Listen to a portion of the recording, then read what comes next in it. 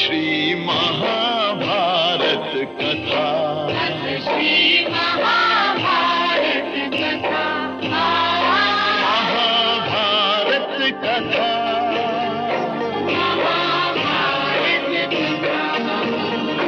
कथा है पुरुषार्थ की, ये स्वार्थ की, परमार्थ की, सारथी जिसके बने श्री कृष्ण भारत पाथ की।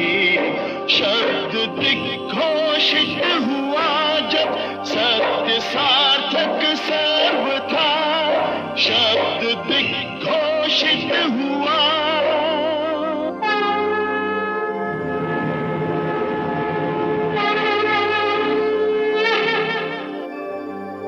यदा यदा हि धर्मस्य ग्लानिर्भवति भारत, अभ्युत्थानम् अधर्मस्य, तदात्मानं सृजाम्यहम्, परित्राणाय साधूनां, विनाशाय च दुष्कृतां, धर्म संस्थापनार्थाय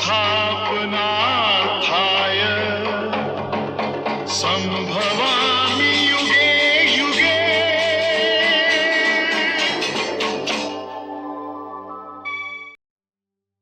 वर्ष के अनुसार समय के पहिए में 6 तों द्वारा दर्शाई गई एक गुफा है। उस नाभि से जोड़ी तीलियों की संख्या 12 है, जैसा कि राशि चक्र के 12 संकेतों द्वारा दर्शाया गया है। हे अश्विन, समय का ये पहिया आपके द्वारा गतिमान है। समय के अधिष्ठाता देवता उस चक्र में निवास करते हैं। प्रारंभ में आपने ब्रह्मांड के 10 बिंदु बनाए, फिर आपने सूर्य और आकाश को ऊपर रखा। उसी सूर्य के अनुसार अपने यज्ञ करते हैं, और देवता और मनुष्य उसी के अनुसार उनके लिए जो नियुक्त किया गया है। तुम भी उनके यज्ञ करो और उन कर्मों का फल भोगो। 3 रंगों को मिलाकर आपने दृष्टि की सभी वस्तुओं का निर्माण किया है। इन वस्तुओं से ब्रह्मांड उत्पन्न हुआ है, जहां देवता और मनुष्य अपने अपने व्यवसाय में लगे हुए हैं, और वास्तव में सभी प्राणी जीवन से संपन्न हैं। ये अश्विन, मैं तुम्हारी पूजा करता हूं। मैं उस आकाश की भी पूजा करता हूं जो तुम्हारी करतूत है। तुम उन सभी कार्यों के फल के संचालक हैं, जिनसे देवता भी मुक्त नहीं हैं। आप सभी के माता पिता हैं।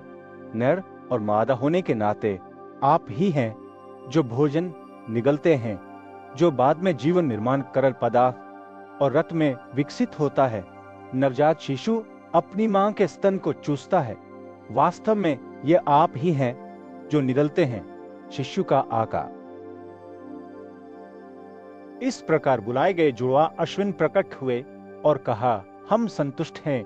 यहां तुम्हारे लिए एक एक है, लो और खाओ। और उपमन्यु ने किस प्रकार संबोधित करते हुए उत्तर दिया, हे अश्विन, आपके शब्द कभी भी असत्य साबित नहीं हुए हैं, लेकिन अपने गुरु को ये केक अर्पित किए बिना मैं इसे लेने का साहस नहीं कर सकता। और तब अश्विनों ने उससे कहा, पहले तेरे गुरु ने हमें बुलाया था, तब हमने उसे इस तरह एक एक दिया था, और उसने इसे अपने स्वामी को अर्पित किए बिना ले लिया। क्या तू वही कर सकता है जो तेरे गुरु ने किया था? इस प्रकार संबोधित करते हुए उपमन्यु ने फिर उनसे कहा, कि अश्विन, मैं आपसे क्षमा चाहता हूं। अपने गुरु को अर्पित किए बिना मैं इस केक को लगाने का साहस नहीं कर सकता। तब अश्विनों ने कहा, हे, हम आपके गुरु के प्रति आपकी इस भक्ति से प्रसन्न हैं। आपके स्वामी के दांत काले लोहे के हैं, आपके दांत सोने के होंगे। आप फिर से देखने लगेंगे और सौभाग्यशाली होंगे। अश्विन द्वारा इस प्रकार कहे जाने पर उसकी दृष्टि वापस आ गई, और वह अपने गुरु के पास गया और उसे प्रणाम किया और उसे सब कुछ बताया। और उसके गुरु उससे बहुत प्रसन्न हुए और उससे कहा, जैसा कि अश्विनों ने कहा है, तुम्हें समृद्धि प्राप्त होगी, सभी वेद और सभी धर्मशास्त्र तुझ में चमकेंगे। आपको समृद्धि प्राप्त होगी, जैसा कि अश्विनों ने कहा है, सभी वेद और सभी धर्मशास्त्र आप में चमकेंगे। और यह उपमन्यु का परीक्षण था। तब अयोध्याधौम्य के दूसरे शिष्य वेद को बुलाया गया। उनके गुरु ने एक बार उन्हें संबोधित करते हुए कहा, वेद, मेरे बच्चे, मेरे घर में कुछ समय रुको और अपने गुरु की सेवा करो, इससे तुम्हें लाभ होगा। और वेद ने अपने गुरु के परिवार में लंबे समय तक उनकी सेवा करने का ध्यान रखते हुए अपनी सहमति व्यक्त की। अपने गुरु के बोझ के नीचे एक बैल की तरह वह बिना किसी शिकायत के हर समय गर्मी और सर्दी, भूख और प्यास सहन करता रहा। और उसके गुरु को संतुष्ट होने में ज्यादा समय नहीं लगा, और उस संतुष्टि के परिणाम स्वरूप वेद को सौभाग्य और सार्वभौमिक ज्ञान प्राप्त हुआ। और यह वेद का परीक्षण था। और वेद ने अपने गुरु से अनुमति प्राप्त की और अपनी पढ़ाई पूरी होने के बाद उनका निवास छोड़ दिया, घरेलू जीवन में प्रवेश किया। और अपने घर में रहते हुए उन्हें 3 शिष्य मिले, और उन्होंने उन्हें कभी भी कोई काम करने या अपने स्वयं के आदेशों का पालन करने के लिए नहीं कहा, क्योंकि अपने गुरु के परिवार में रहते हुए उन्होंने खुद को बहुत दुख का अनुभव किया था, इसलिए उन्हें ऐसा करना पसंद नहीं था। उनके साथ गंभीरता से व्यवहार करें। एक निश्चित समय के बाद जन्मेजय और पौष्य दोनों क्षत्रियों के क्रम में उनके निवास पर पहुंचे। उन्होंने ब्राह्मण वेद को अपना आध्यात्मिक मार्गदर्शक उपाध्याय नियुक्त किया। और एक दिन जब वे किसी यज्ञ से संबंधित कार्य के लिए प्रस्थान कर रहे थे, तो उन्होंने अपने एक शिष्य उत्तम को अपने घर की जिम्मेदारी संभालने के लिए नियुक्त किया।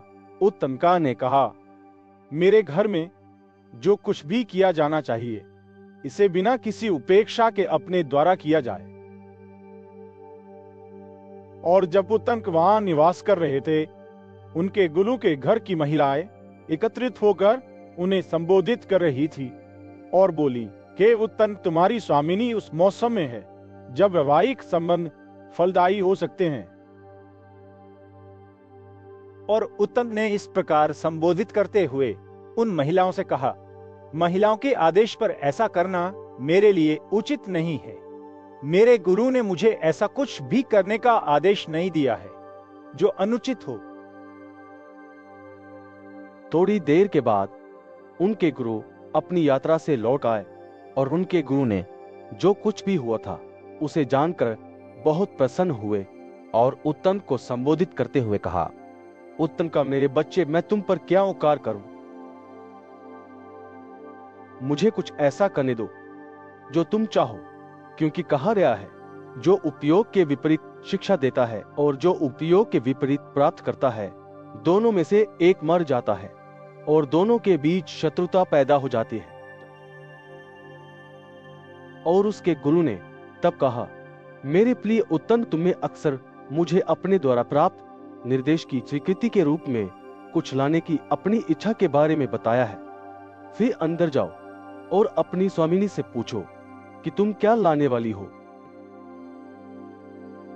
और इस प्रकार अपने गुरु द्वारा निर्देशित उत्तम ने अपनी गुरुपत्नी को संबोधित करते हुए कहा, महोदय, मैंने घर जाने के लिए अपने गुरु से छुट्टी ले ली है और मैं प्राप्त शिक्षा के लिए पारिश्रमिक के रूप में आपके लिए कुछ अनुकूल वस्तु लाना चाहता हूं, ताकि मैं उसका कर्जदार बनकर नहीं जा सकता।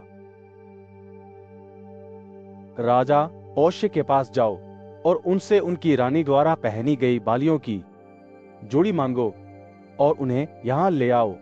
इसलिए चौथा दिन एक पवित्र दिन है, जब मैं ब्राह्मणों जो मेरे घर पर भोजन कर सकते हैं के सामने उपस्थित होना चाहता हूं।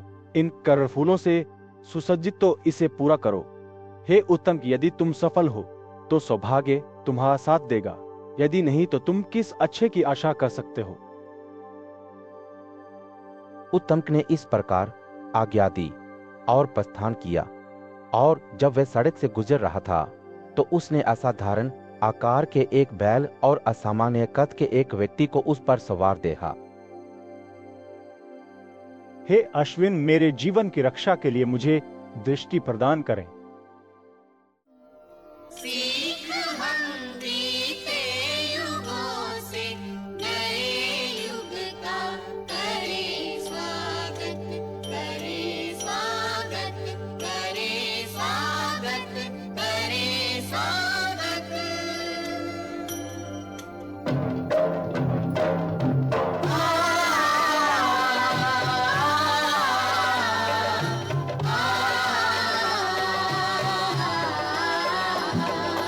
भारत की है कहानी